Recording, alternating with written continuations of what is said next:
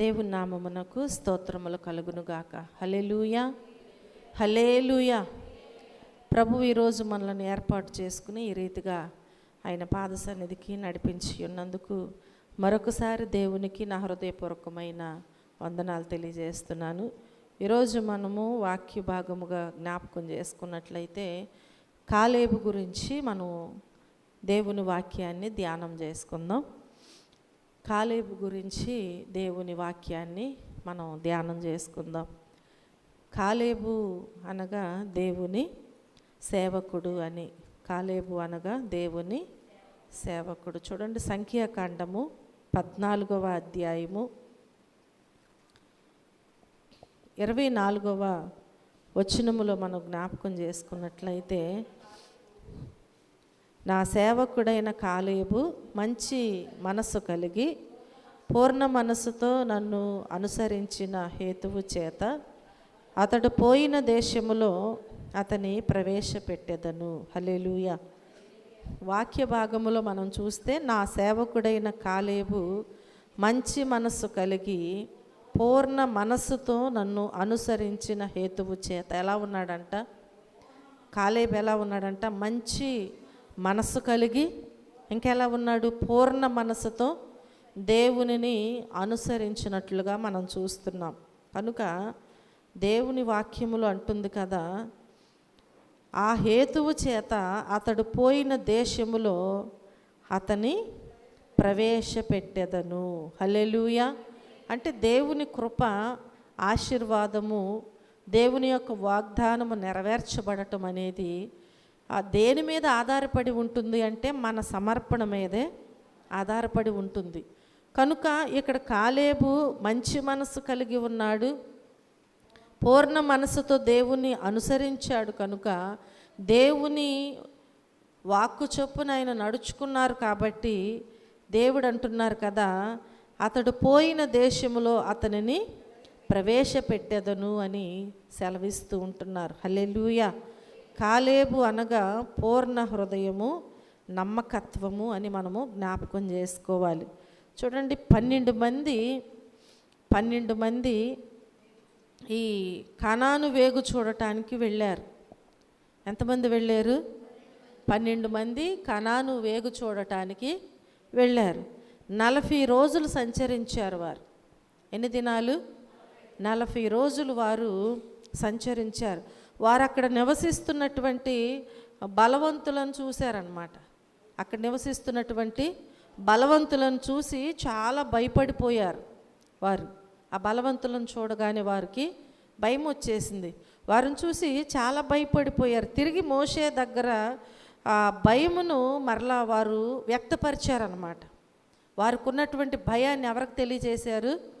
మోషేకు తెలియజేశారు. అది కాక యెహోవాకు విరోధముగా చెడ్డ సమాజమును సమకూర్చారు. చూసారా? దేవునికి విరోధముగా వాళ్ళు ఏం చేశారు? చెడ్డ సమాజమును వారు సమకూర్చారు. వారి యొక్క అవిశ్వాసమును బట్టి వారు దేవునికి వ్యతిరేకముగా ఇచ్చినటువంటి సాక్ష్యము. మనలో ఉన్న అవిశ్వాసమును బట్టి మనం ఏం చేస్తామంటే, దేవుడు నాకేం చేశాడు అంటాం. దేవుడు ఏదీ చేయకుండా ఒక క్షణము కూడా ఈ భూమి మీద మనము బ్రతకలేము, ఊపిరి పీల్చుకోలేము. అసలు దేవుని కృప లేకపోతే ఒక క్షణము కూడా ఊపిరి పీల్చుకోలేము. కానీ మనకున్న అవిశ్వాసమును బట్టి మనం ఏమంటామంటే, నేను ఎంత ప్రార్థన చేస్తున్నాను, నేను దేవుని నమ్ముకున్నాను కదా, దేవునిలో ఎదుగుచున్నాను కదా, నాకెందుకు ఇలాగ జరుగుతుంది, నేను అడిగింది ఎందుకు నేను పొందుకోలేకపోతున్నాను, చాలా చాలా కారణాలు మనం ఏం చేస్తామంటే దేవుని మీదకి నెట్టివేస్తూ ఉంటాం. కానీ దేవుడు అంటున్నాడు కదా, ప్రతిదానికి ఒక సమయము కలదు అంటున్నాడు. ఆ సమయంలో దేవుడు తప్పకుండా మన పక్షమున మనకు సహాయము చేస్తారు తప్పకుండా. చూడండి, ఇక్కడ వారికి ఉన్నటువంటి ఆ అవిశ్వాసమును బట్టి వారు దేవునికి వ్యతిరేకముగా ఇచ్చినటువంటి సాక్ష్యము దేవునికి విరోధమైన చెడ్డ సమాజమును తయారు చేసేసింది. ఆ సాక్ష్యము అవును కదా. చాలామంది అంటే ఈ లోకంలో కూడా ఒక సామెత ఉంటుంది. ఏమంటారు? వేయిగా ఏదో ఒక రాయి తగులుతుందంటారు కదా. అలాగే ఒక వ్యక్తి మీద ఒక చెడ్డ సమాచారం అన్నమాట. ఒక వ్యక్తి మీద ఒక చెడ్డ సమాచారము చెప్పగా ఆ 10 మందిలో ఎవరో ఒకరు వింటారు. విని దానిని ఏం చేస్తారంటే మరొకరికి పంపిస్తూ ఉంటారు. చూడండి, ఇక్కడ అవిశ్వాసమైనటువంటి వ్యతిరేకమైనటువంటి దేవునికి వ్యతిరేకమైనటువంటి సాక్ష్యము ఇప్పుడు ఎలాగూ ఉందంటే, దేవునికి విరోధమైనటువంటి ఒక చెడ్డ సమాజమును తయారు చేసేసింది. ఎంత ఘోరమో చూడండి. కాబట్టి వారి తప్పు ఎంత ఉందో మనం జ్ఞాపకం చేసుకోవాలి. ఎప్పుడు కూడా పలానామ చెప్పింది నేను నమ్మాను అంటారు. చెప్పిన వారి యొక్క తప్పు ఎంత ఉందో నమ్మిన వారి యొక్క తప్పు కూడా అంతే ఉందని మనం జ్ఞాపకం చేసుకోవాలి. కాబట్టి మనం చూసినట్లయితే వారి తప్పు ఎంత ఉందో నమ్మిన వారి తప్పు కూడా అంతే ఉంది. ఇది దేవుని యొక్క న్యాయము అని కూడా మనం జ్ఞాపకం చేసుకోవాలి. ఒకరి మీదకి మనం నెట్టడానికి వీల్లేదు. కాబట్టి విశ్వాసముతో మాట్లాడిన వారు ఇద్దరే.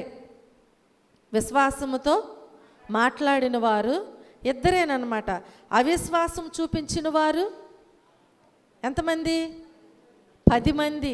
అర్థమైంది? నేను చెప్పాను కదా మీకు, వినండి, వాక్యాన్ని వినండి. ఎంతమంది అని చెప్పాను మీకు? 12 మంది. 12 మందిలో విశ్వాసమును చూపించిన వారు ఇద్దరైతే మిగతా ఎంతమంది ఉన్నారు? 10 మంది అవిశ్వాసమును. ఎవరి సంఖ్య ఎక్కువ ఉందండి కదా? అవిశ్వాసము చూపించే వారి సంఖ్య ఎక్కువ ఉంది. అంటే నీతిగా, న్యాయముగా, సత్యముతో, ధర్మముతో, యథార్థంగా జీవించే వారి వెంట తక్కువ సంఖ్య ఉంటుందంట. అవునా? చెడ్డ సమాజము వైపు ఎంతమంది ఉంటారంట? ఎక్కువ సమాజం ఉంటుందంట. జ్ఞాపకం చేసుకోండి.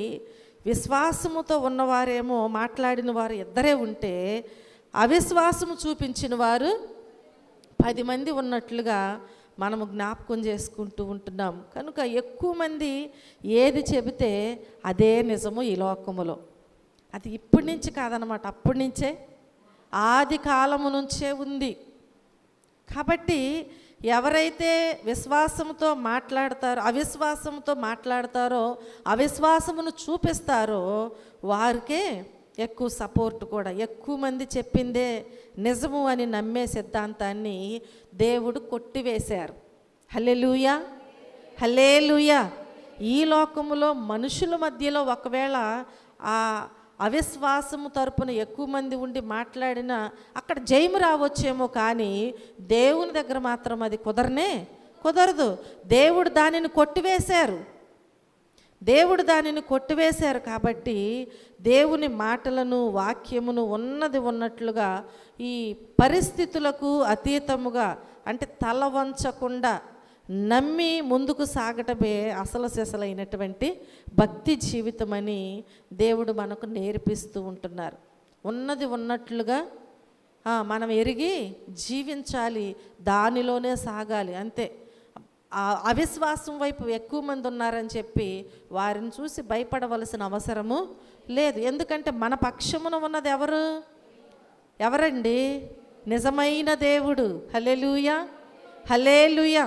కనుక ప్రియమైన దేవుని బిడ్డలారా, ఈ కీర్తనల గ్రంథంలో మనం వాక్యాన్ని జ్ఞాపకం చేసుకుంటే 4వ అధ్యాయము 3వ వచనములో మనం చూస్తే అక్కడ దేవుని వాక్యం అంటుంది కదా, యెహోవా తన భక్తులను తనకు ఏర్పరచుకొనుచున్నాడని తెలుసుకొనుడి అంటుంది దేవుని వాక్యం. దేవుడు ఎవరిని ఏర్పాటు చేసుకుంటాడంట? తన భక్తులను, అవిశ్వాసులను కాదు, అపనమ్మకస్తులను కాదు, అసత్యముతో, యథార్థత లేకుండా జీవించే వారిని బట్టి కాదంట. దేవుడు ఎవరిని ఏర్పాటు చేసుకుంటాడు?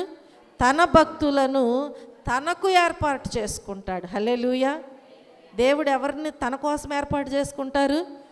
తనకు ఇష్టమైనటువంటి రీతిలో, తన ఆజ్ఞానుసారముగా విశ్వాసముతో ఎవరైతే నడుచుకుంటారో వారిని ఆయన కొరకు ఏర్పాటు చేసుకుంటాడంట. దేవునికి కావలసినది భక్తులు. అర్థమైందా? దేవునికి కావాల్సింది ఎవరు? భక్తులు. అంతేగాని భక్త సమాజము సంఖ్య కానే కాదు. అది మనం జ్ఞాపకం చేసుకోవాలి. ఒక్కరా ఇద్దరు అనేది కాదు, ఆయన కావలసింది భక్తులు. అక్కడ ఒక్కరున్నా ఇద్దరున్నా కానీ వారి పక్షమున యెహోవా యుద్ధము చేస్తాడంట, వారి పక్షము నుండి ఆయన నడిపిస్తారంట. ఇద్దరున్నారని భయపడవలసిన అవసరము లేదు. కాబట్టి ప్రియమైన దేవుని బిడ్డలారా, దేవునికి కావలసింది ఎవరు అంటే భక్తులే కానీ భక్త సమాజము లేదంటే ఒక సంఖ్య అంటే వారు 10 మంది ఉన్నారు మేము ఇద్దరము కదా అని అనుకోవటానికి వీల్లేదు. 10 మంది అసత్యములో అవిశ్వాసములో ఉంటున్నారు, వారు కాదు దేవునికి కావాల్సింది. ఎవరు కావాలి? దేవుని యందు భయభక్తులు కలిగినటువంటి వారు ఇద్దరున్నా చాలంట. హల్లెలూయా. అందుకని దేవుడు అంటాడు కదా, వారితో నేనుంటాను, వారి మధ్యలో నేనుంటాను, వారి ప్రార్థన నేను అంగీకరిస్తాను. హల్లెలూయా.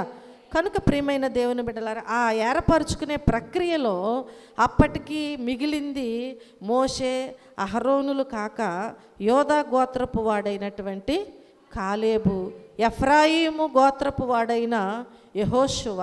కాలేబు మనకు ఈ 13వ అధ్యాయంలోనే పరిచయం. యెహోషువ గ్రంథములు అతని గురించి ఇంకొన్ని మాటలు మనకు దొరుకుతాయి అన్నమాట. చదవద్దు, వినండి. చూడండి, మనం జ్ఞాపకం చేసుకుంటే దేవుడు కాలేబు గురించి ప్రత్యేకంగా మాట్లాడారు. దేవుడు కాలేబు గురించి ప్రత్యేకముగా మాట్లాడారు. దేవుని మాటల ద్వారా కాలేబులో దేవుడు చూసిన దానిని మనము చూసి నేర్చుకోవడం వల్ల దేవుడు మన యందు ఆనందిస్తారు అని ఈరోజు మనతో మాట్లాడుచున్నాడు దేవుడు. ఎందుకంటే దేవుడు కాలేబును ప్రత్యేకముగా ఏర్పాటు చేసుకున్నారు. కారణం ఏంటి అంటే దేవుని పక్షమున ఆయన భయభక్తులు కలిగి నిలబడి ఉన్నాడు. హల్లెలూయా, హల్లెలూయా. దేవుని మాటల ద్వారా కాలేబులో దేవుడు చూసిన దానిని మనము చూసి నేర్చుకోవాలి. ఈరోజు మనం కొన్ని వాక్యాలు చదువుతూ ఉంటాం, కొంతమంది భక్తుల గురించి చరిత్రలు తెలుసుకుంటూ ఉంటాం, వారిని బట్టి వాక్యాలు చెప్తున్నప్పుడు వింటూ ఉంటాం. అది విని విడిచిపెట్టడం చదవటము ఇంతవరకే కాదు, వారి జీవితాలలో వారు దేవుని ఎలా సేవించారు, వారు ఎలాంటి క్లిష్టమైన పరిస్థితులలో విశ్వాసములో వారు కొనసాగారు, అలా కొనసాగుటను బట్టి వారికి వచ్చిన ఆశీర్వాదము ఏంటి, ఇది మనం తెలుసుకుని ఆ రీతిగా మనం కూడా సాగటానికి ప్రయాసపడాలి ఈ లోకంలో. అప్పుడే దేవుని పిల్లలుగా మనం పిలువబడుతూ ఉంటాం. అంతేకాని 100 మంది ఉన్నారు కదా అని 100 మందిలో అవిశ్వాసం 99 మంది ఉంటే ఉపయోగం ఏమన్నా ఉందా? ఏది లేదు. విశ్వాసము కావాలి, దేవుని యందు భయభక్తులు కావాలి. హల్లెలూయా, హల్లెలూయా. కనుక ప్రియమైన దేవుని బిడ్డలారా, దేవుడు మన యందు ఆనందిస్తారని మనం జ్ఞాపకం చేసుకోవాలి. కాలేబును దీవించినట్లుగా దేవుడు మనల్ని కూడా తప్పకుండా దీవిస్తారు. అలా ఎప్పుడైతే మనం నడుచుకుంటామో కాలేబునే కాదు దేవుడు దీవించేది, ఈరోజు దేవుని నమ్మిన ప్రతి ఒక్కరిని కూడా దేవుడు దీవిస్తూనే ఉంటారు. కనుక మనం జ్ఞాపకం చేసుకుంటే మొదటగా మనం చూసినట్లయితే పూర్ణ మనసుతో దేవునిని అనుసరించాడు. ఎలా అనుసరించాడు?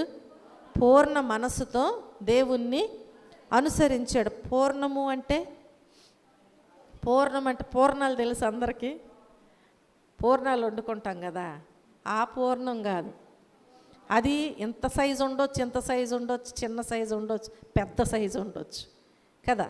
చూడండి ప్రియమైన దేవుని బిడ్డ, పూర్ణము అంటే మొత్తము, అంటే ఇక దానిలో ఒక భాగం అనేది మిగల్చబడటానికి వీల్లేదు. పూర్ణము అంటే మొత్తం అన్నమాట.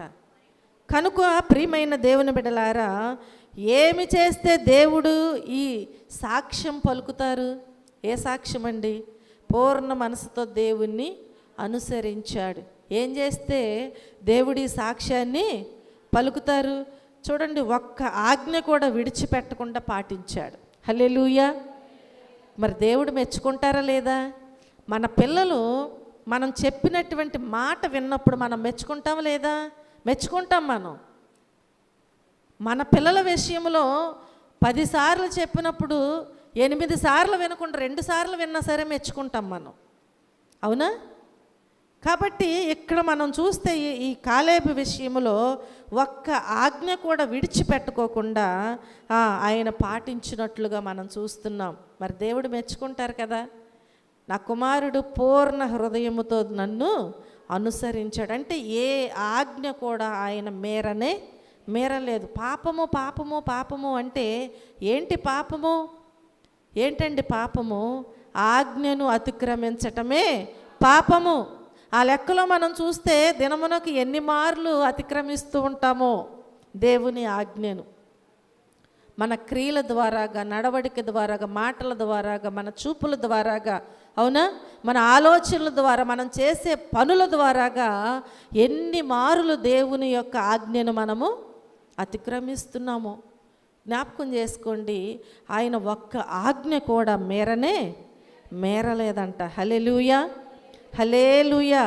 ఆయన ఒక్క ఆజ్ఞ కూడా విడిచిపెట్టకుండా పాటించినట్లుగా మనం చూస్తూ ఉంటున్నాం. నమ్మకత్వమే అతని యొక్క విధేయత. కొంతవరకే విధేయత చూపించడానికి కారణం మనలో దాగి ఉన్నటువంటి అవిధేయతనే మనం జ్ఞాపకం చేసుకోవాలి.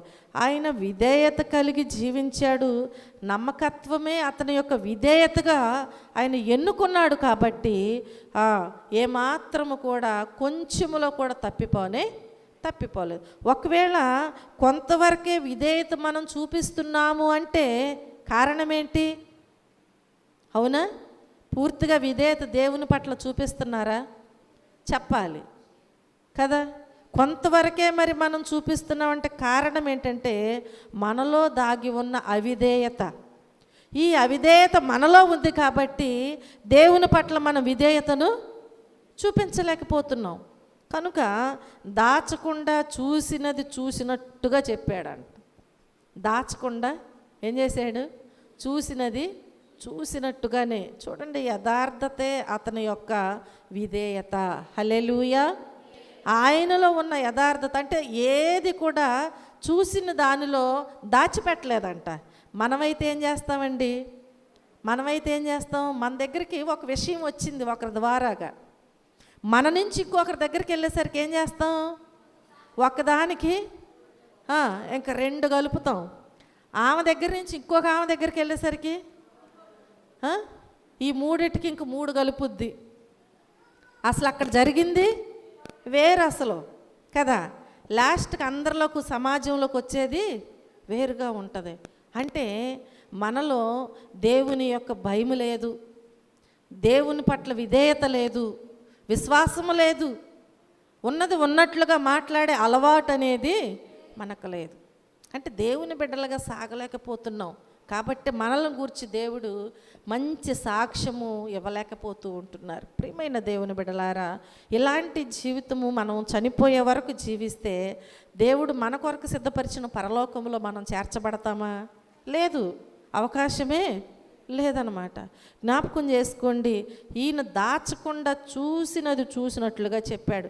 అంటే యథార్థతే అతని యొక్క విధేయత అనమాట. యథార్థముగా మాట్లాడాలి, ఉన్నది ఉన్నట్లుగా మాట్లాడాలి. ఎదుటి వారికి ఒకవేళ ఉన్నది ఉన్నట్లుగా మాట్లాడి చెప్తే కోపం రావచ్చు. చాలాసార్లు ఇలాంటి పరిస్థితులు ఎదుర్కొంటాం మేము. ఉన్నది ఉన్నట్లుగా చెప్తే ఎదుటి వారికి ఎలా ఉంటుంది? ఏంటి ఎంత ఇదిగా చెప్తున్నాడు, ఎంత ఇదిగా మాట్లాడుతున్నాడు ఏంటి? అవును కదా, దేవుని మాట చొప్పున మనం జీవించాలి కానీ మనుషులకు మలుచుకున్నట్లుగా మనం మాట్లాడటానికి వీల్లేదు. ఆ దోషం ఎక్కడుంటుంది? ఇప్పుడు దేవుని దగ్గర మనం దోషులుగా నిలబడాలి. కాబట్టి ఇక్కడ మనం చూస్తే ఆయన యథార్థత, ఆయనకున్నటువంటి విధేయత అని చెప్పి మనము జ్ఞాపకం చేసుకోవాలి. సిలువ దగ్గర చేసే ప్రార్థనతో పాటు మన సిలువ మనం మోయడానికి సిద్ధపడడమే విధేయత. దేవుని దగ్గరకు వచ్చి మనం ప్రార్థన చేస్తాం, ప్రభువా నేను పాపిని, నన్ను క్షమించయ్యా అని మనం ప్రార్థన చేస్తాం. ప్రార్థన చేయటమే కాదు, చేసినటువంటి మనము మరలా అదే రీతిలో ముందుకి దేవుని బిడ్డలుగా సాగాలి. అంటే మన సిలువను మనం ఎత్తుకుని ముందుకి సాగాలి. ఇది మనకు భారం అయిపోతుంది. మన సిలువను మనం ఎత్తుకుని జీవించాలంటే మనకు చాలా కష్టం.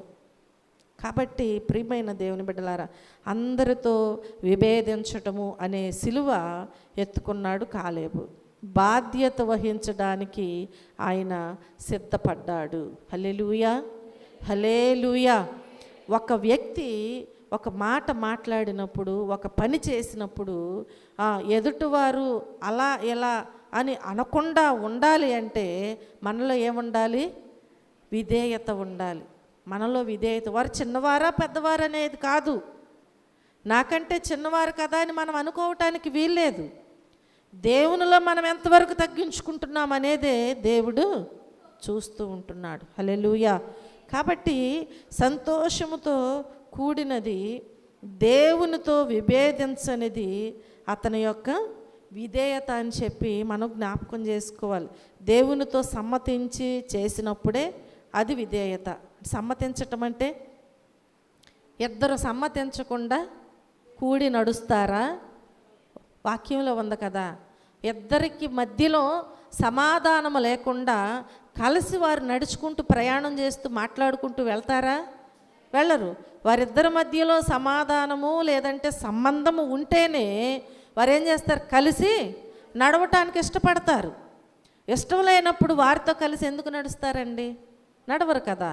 కాబట్టి మనం జ్ఞాపకం చేసుకుంటే ఇక్కడ సంతోషముతో కూడినది, ఆ దేవునితో విభేదించనిది అతని యొక్క విధేయత. అంటే దేవునితో సమ్మతించి చేసినప్పుడే అది విధేయత అని మనం జ్ఞాపకం చేసుకోవాలి. దేవునితో సమ్మతించటం అంటే దేవుడు మనతో మాట్లాడినప్పుడు ఆ రీతిగా మనం నడవటం, అదే మనకున్నటువంటి విధేయత అని చెప్పి మనం జ్ఞాపకం చేసుకోవాలి. ఆయనతో సమ్మతించకుండా, సమాధాన పడకుండా దేవుని కొరకు చేసేది ఎంత మాత్రము కూడా లెక్కించబడదు. నువ్వు దినమెల్లా ప్రార్థనే చెయ్యి, పరిచర్యే చెయ్యి, నువ్వు ఏదైనా చెయ్యి, దేవుని సాక్షిగా ఉండు, బోరగా ఉండు, ప్రకటించి ఏదైనా చెయ్యి. ఆయనతో నీవు సమ్మతించకుండా, సమాధాన పడకుండా దేవుని కొరకు చేసేది ఎంత మాత్రము కూడా లెక్కించబడదు. నీ వరకు నువ్వు తృప్తిపరచబడవచ్చేమో, కానీ దేవుని సంఖ్యలో మాత్రము లెక్కించబడదు. సరిచేయబడకుండా దేవుని పని చేసి దానితో మనము సముదాయించుకున్న దేవుడు విధేయులు అని మనలను గూర్చి అంత మాత్రము సాక్ష్యము ఇవ్వరు అని చెప్పి మనం జ్ఞాపకం చేసుకోవాలి. ప్రభువా అని పిలవగానే పరలోకము దొరకనే వాక్యంలో ఉంది కదా, ఉందా? ప్రభువా అని పిలవగానే పరలోకం దొరుకుతుందా? దొరకదు. ఎంత మాత్రము కూడా దొరకదు. ప్రభువు చిత్తమును సంతోషముగా ఎవరైతే నెరవేరుస్తారో ఆ నెరవేర్చటము వలన పరలోకము దొరుకుతుంది. హల్లెలూయా, హల్లెలూయా. ప్రభువు చిత్తాన్ని నెరవేర్చకుండా నేను ప్రార్థన చేస్తున్నాను, నేను పరిచర్య చేస్తున్నాను, లేదంటే నేను ఈ రీతిగా జీవిస్తున్నాను, నేను ఇదిగో ఆ పని చేస్తే ఈ పనికి ఆ పనికి నేను ఎంత ఇచ్చాను అంత ఇచ్చాను, లేదంటే అలాగూ సహాయపడ్డ ఏ విధమైనటువంటిది నీవు చేసినా పరలోకములోకి మాత్రం చేర్చబడము. కనుక మొదట మనం ఏం చేయాలంటే దేవుని చిత్తాన్ని సంతోషంగా నెరవేర్చాలి. బాధతోనో, భారంతోనో, కష్టముతోనో కాదు. అయ్యో ఈరోజు వెళ్ళకపోతే ప్రార్థనకి అయ్యగారికి నేను వస్తానేమో, అయ్యో బల్లారాధన ఉంది కాబట్టి వెళ్ళాలి తప్పకుండా, భారముతో చేయొద్దు. భారముతో కూడినదిగా ఉండకూడదు నీ పరిచర్య, నీ సేవ, నీ ప్రయాణము, నీ పిలుపు, నీ ప్రార్థన, నీ విశ్వాసము ఏది కూడా భారముతో కూడినదిగా ఉండటానికి వీల్లేదు. ఎలా ఉండాలి? దేవునిలో సంతోషముగా సాగిపోవాలి. హల్లెలూయా. నీకు ఇష్టమైంది ఏదైనా నువ్వు చేసుకున్నప్పుడు ఎలా ఉంటావు? సంతోషంగా ఉంటావు. నీకు ఇష్టమైన వారి ఇంటికి వస్తే ఎలా ఉంటావు? సంతోషంగా ఉంటావు. నీవు కావాలన్నది, కోరుకున్నది నీవు తెచ్చుకున్నప్పుడు ఎలా ఉంటావు? సంతోషంగా ఉంటావు. కానీ దేవుని దగ్గరకు వచ్చేసరికి భారంగా ఉంటాం మనం. అలా ఉండటానికి వీల్లేదు అని దేవుడు మాట్లాడుచూ ఉంటున్నారు. హల్లెలూయా. చూడండి, మార్పు లేనిది, విసిగిపోనిది అతని విధేయతగా మార్చుకున్నాడు. అంటే ఆయనకున్నటువంటి విధేయతలో ఎన్నడూ కూడా మార్పు లేదంట. ఎన్నడూ కూడా ఆయన విసిగిపోలేదంట. ఎన్ని కష్టాలు వచ్చినా, ఎన్ని బాధలు వచ్చినా, ఎన్ని సమస్యలు వచ్చినా ఎక్కడ కూడా ఆగలేదు, విసుగుదల చెందలేదు. 85 ఏండ్ల వరకు అతని సాక్ష్యములో చిన్న మచ్చ కూడా లేదంట. హల్లెలూయా, హల్లెలూయా. ఎంత గొప్ప సాక్ష్యమో చూడండి. ఎన్ని సంవత్సరాల వరకు? 85 సంవత్సరాల వరకు ఒక చిన్న మచ్చ కూడా ఆయన సాక్ష్య జీవితంలో లేదంట. మనం సాక్ష్యం చెప్తుంటే వెనక ఎన్నో అనేవాళ్ళు ఉంటారు. ఎందుకని? లోపం ఉంటుంది. మనం ఎవరితో అయినా మాట్లాడేదైనా పంచుకుంటుంటే ఇష్టం లేకుండా వింటున్నారు. కారణం ఏంటంటే మనలో ఏదో లోపం ఉంది. ఆయన సాక్ష్యములో ఒక చిన్న మచ్చ కూడా లేకుండా జీవించినట్లుగా మనం చూస్తూ ఉంటున్నాం. హల్లెలూయా, హల్లెలూయా. కనుక ప్రియమైన దేవుని బిడ్డలారా, మొదటగా ఆయన ఎలా జీవించాడని చెప్పాను, అనుసరించాడు. పూర్ణ మనసుతో దేవుణ్ణి అనుసరించినట్లుగా మనం చూస్తూ ఉంటున్నాం. రెండవదిగా మనం చూస్తే మంచి మనసు అన్నమాట. ఎలాంటి మనసు? మంచి మనస్సు. చూడండి, 10 మందికి లేని వేరొక మనసు అన్నమాట. మంచి మనసు అంటే ఏంటి అసలు? మంచి మనసు అంటే ఏంటండి? అక్కడ 10 మంది ఉన్నారు, ఆ 10 మందికి లేని మనసు నీకుందంటే అది నీ మంచి మనసు అయి ఉంటుంది. ఒక వ్యక్తి అపాయంలో ఉన్నాడు, 10 మంది చూస్తూ ఎవరు కూడా చెయ్యి అందించలేదు, నీవు వచ్చి అందించావంటే ఏంటి? మంచి మనసు. కష్టంలో ఉన్నాడు ఒక వ్యక్తి, 10 మంది చూస్తూ ఆదరించలేదు, నీవు వచ్చి ఆదరించావంటే ఏంటి? మంచి మనసు. చూడండి, ఆ 10 మందికి లేనటువంటి వేరొక మనసే మంచి మనసు. అంతరంగ స్వభావము. హల్లెలూయా. ఏ స్వభావము? అంతరంగ స్వభావం. ఎలా ఉండాలి? మంచిగా ఉండాలి. చూడండి, ధైర్యము, కనికరము, యుద్ధములో ప్రవీణత, ఇవి కాకుండా వేరే వారిలో లేని మనసు అతనికి ఉందన్నమాట. ధైర్యం అంటే అందరికీ ఉంటుంది ధైర్యం, అవునా? పిరికివారు ఎక్కడో ఒకళ్ళు ఉంటారు. అలాగే మనం చూస్తే చాలా విషయాలలో అందరికీ కొన్ని విషయాలు అన్నీ ఉంటాయి. కానీ మనం జ్ఞాపకం చేసుకుంటే అవి కాకుండా వేరే వారిలో లేని మనసు అతనికి ఉందని చెప్పి దేవుడు సాక్ష్యము ఇస్తున్నారని ప్రభువు చెప్తూ ఉంటున్నారు. ఆ మనసే అతడు దేవునిని పూర్ణ మనసుతో అనుసరించటానికి కారణమైనట్లుగా మనం చూస్తున్నాం. హల్లెలూయా. ఆ మనసు ఈరోజు మనకుంటే ఇప్పుడు మనం కూడా ఎలా అనుసరిస్తాం? పూర్ణ మనసుతో దేవుణ్ణి తప్పకుండా అనుసరిస్తాం. మన ముందు ఎంతో ఒక అగాధమైనటువంటి అది ఏదైనా కావచ్చు, శ్రమ లాంటిది ఉన్నప్పటికీ కూడా దానివైపు మనం చూడం. పెద్ద సమస్య వచ్చినా దానివైపు చూడం. ఆ సమస్య నుంచి దాటించే దేవుని వైపు మాత్రమే పూర్ణ మనసుతో ఆయననే అనుసరించి మనము నడుస్తూ ఉంటాం. హల్లెలూయా. చూడండి ప్రియమైన దేవుని బిడ్డలారా, విశ్వాసము కలిగిన మనస్సు ఆత్మ విషయమై కదా, వాక్యములో ఉంది కదా, ఆత్మ విషయమై దీనులైన వారు ధన్యులు కదా. కాబట్టి ఈ ఆత్మ విషయమై దీనత్వము కలిగినటువంటి మనస్సు మనకు ఉండాలంట. అలాగే దీనత్వమే ధైర్యమునకు కారణముగా పరలోక రాజ్యము దీనులకే అని చెప్పినటువంటి ప్రభు విషయములో మనము తప్పకుండా జ్ఞాపకము చేసుకోవాలి. హల్లెలూయా, హల్లెలూయా. బలాత్కారులచే పట్టబడుచున్నది అని కూడా చెప్పారు, అవునా? అర్థమవుతుందో? పరలోక రాజ్యం దీనులకే అని చెప్పిన ప్రభువు మరలా ఏమని చెప్పుచున్నారు అంటే బలాత్కారులచే పట్టబడుచున్నదని కూడా చెప్పారు. అలాంటి పరిస్థితులు ఉన్నాయని. కాబట్టి ఈ కనాను స్వతంత్రించుకోవడానికి దీనత్వము అవసరమై ఉన్నది. కనాను స్వతంత్రించుకోవాలంటే ఏం అవసరమై ఉన్నది? దీనత్వం అనేది అవసరమై ఉన్నది. ఆ దీనత్వమే అనేకులను నడిపించేటువంటి ధైర్యమును నింపుతూ ఉంటుంది. హల్లెలూయా. నేను తప్పకుండా చూస్తాను, నేను వెళతాను, ఒక ధైర్యం. ఆ ధైర్యం ఏం చేస్తుందంటే మనల్ని ముందుకి నడిపిస్తూ ఉంటుంది. కనుక పరమ కానానుకు చేరాలంటే, ఎక్కువ ఆత్మలను తీసుకుని వెళ్ళాలంటే మరి ఎక్కువ దీనులమై ఉండాలి కదా. మనం కూడా ఉండాలా? ఆయన దీనత్వమే ఆయనను కనాను దగ్గరికి చేర్చినట్లుగా పరలోక రాజ్యంలో మనం ప్రవేశించాలంటే మనకు కూడా దీనత్వం కావాలిగా. కావాలా లేదా? అంతకంటే ఎక్కువ కావాలి, అవునా? అంతకంటే ఎక్కువ దీనత్వము మనలో ఉంటేనే మనము ఆ పరలోక రాజ్యములోనికి చేర్చబడతాము. హల్లెలూయా. ప్రేమ కలిగిన మనసు దేవుణ్ణి ప్రేమించినప్పుడే దేవుని పిల్లల పట్ల ప్రేమ కలుగుతూ ఉంటుంది. ఆ మనసు ఎప్పుడు కలుగుతుంది? దేవుణ్ణి ప్రేమిస్తేనే ఆ మనసు మనకు ఉంటుంది. దేవుని ప్రేమించలేనప్పుడు వేరొకరిని మనం ఎలా ప్రేమించగలుగుతాం? ప్రేమించలేం కదా. అందుకే యేసయ్య ఏమంటున్నారండి? నువ్వెప్పుడు రోగివై ఉన్నావయ్యా, నువ్వెప్పుడు చెరసాల్లో ఉన్నావయ్యా కదా, నువ్వెప్పుడు ఆకలి కొన్నావయ్యా, నువ్వెప్పుడు వస్త్రహీనుడుగా ఉన్నావు అంటున్నారు. దేవుడు ఏమంటున్నారండి?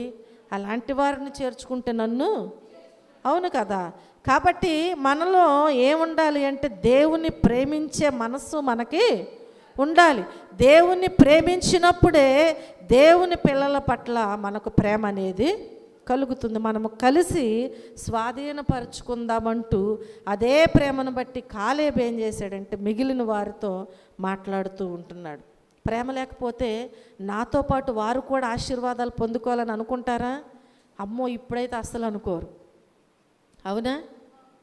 అమ్మ పలానా చోట ఉచితంగా పలాంది ఇస్తున్నారంట, అందరికి చెప్పంటే ముందు మనం వెళ్ళి తెచ్చుకున్నాక చెప్దాంలే అనే ఆలోచన వచ్చేటువంటి పరిస్థితులు ఇప్పుడు, అవునా?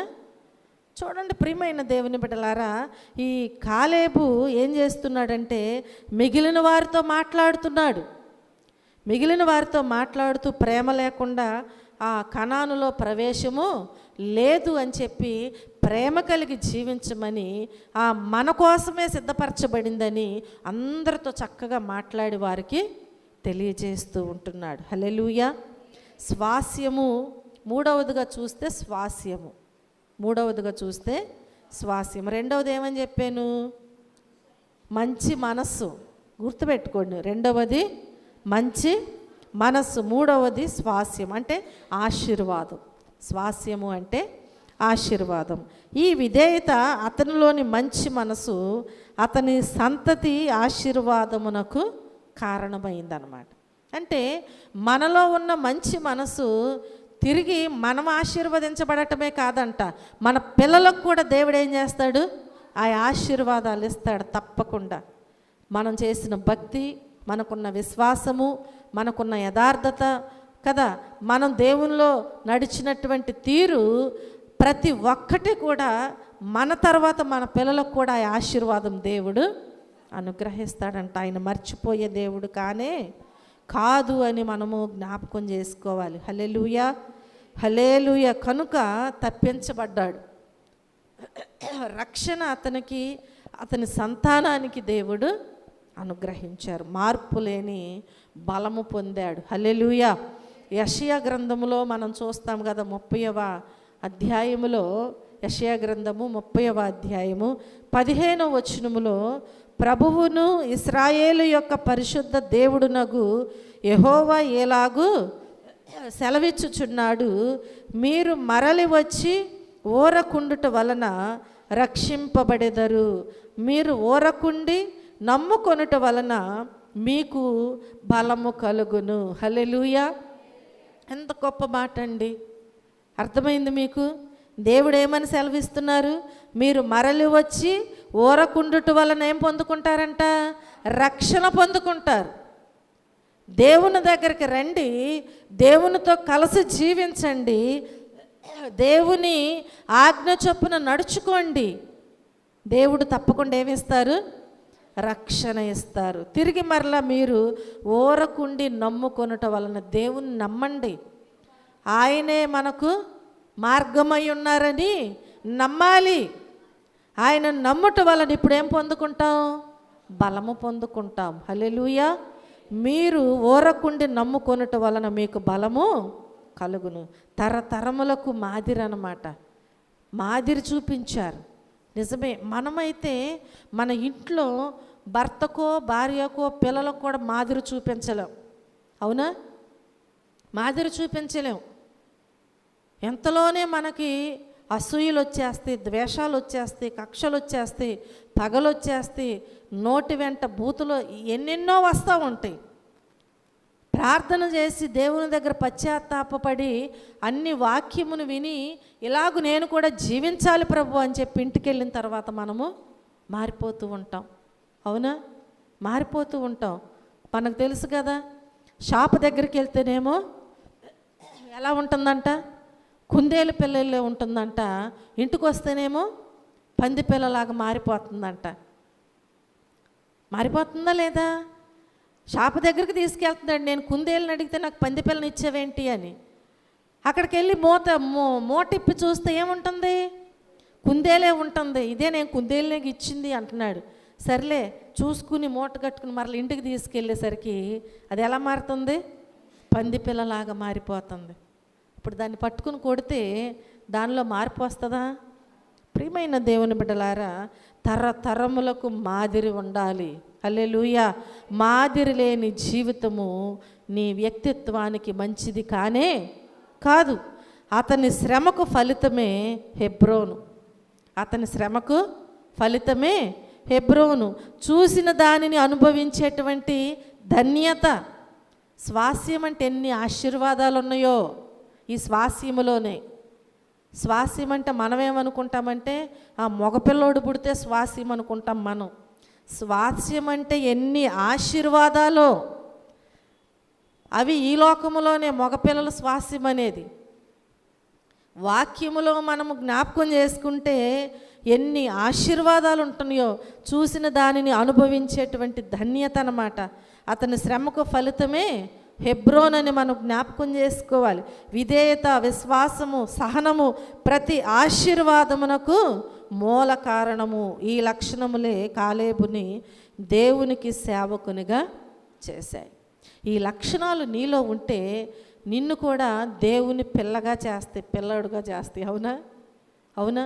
ఈ లక్షణాలు ఏమీ లేకుండా నేను ఎప్పుడో రక్షణ పొందాను, నేను మారు మనసు పొందాను, నేను దేవునిలో సాగుతున్నాను, నేను దేవుని పరిచర్య చేయాలి, చేస్తున్నాను కదా, ఎన్నెన్నో అనుకుంటాం మనం. కానీ ఒక్క లక్షణం కూడా దేవుడు చెప్పినట్లుగా ఉండదు మనకి. ఇవేవి లేకుండా నేను దేవుని పిల్లలము అని చెప్పుకోవటం కూడా సిగ్గుచేటే. దేవుని సన్నిధిలో సాగుచున్నాము అంటే ఇన్ని సంవత్సరాల అనుభవం అనేది కాదు, నీలో ఎంత మార్పు వచ్చిందనేదే కావాలి దేవునికి. ఎన్ని సంవత్సరాలు అయింది నువ్వు రక్షణ పొందనేది ముఖ్యం కాదు. నువ్వు రక్షించబడిన తర్వాత ఎంతవరకు మారావు, ఆ మార్పే దేవుడు చూస్తున్నాడు, అదే కోరుకుంటున్నాడు కూడా. ఆ అనుభవం మనకి కావాలి అని దేవుడు కోరుకుంటున్నాడు. కనుక ప్రియమైన దేవుని బిడ్డలారా, ఈ రాత్రికాల సమయంలో విధేయులను నీతిమంతులుగా తీర్చి ప్రయాసకు ఫలమిచ్చే ఆ సత్యదేవునికి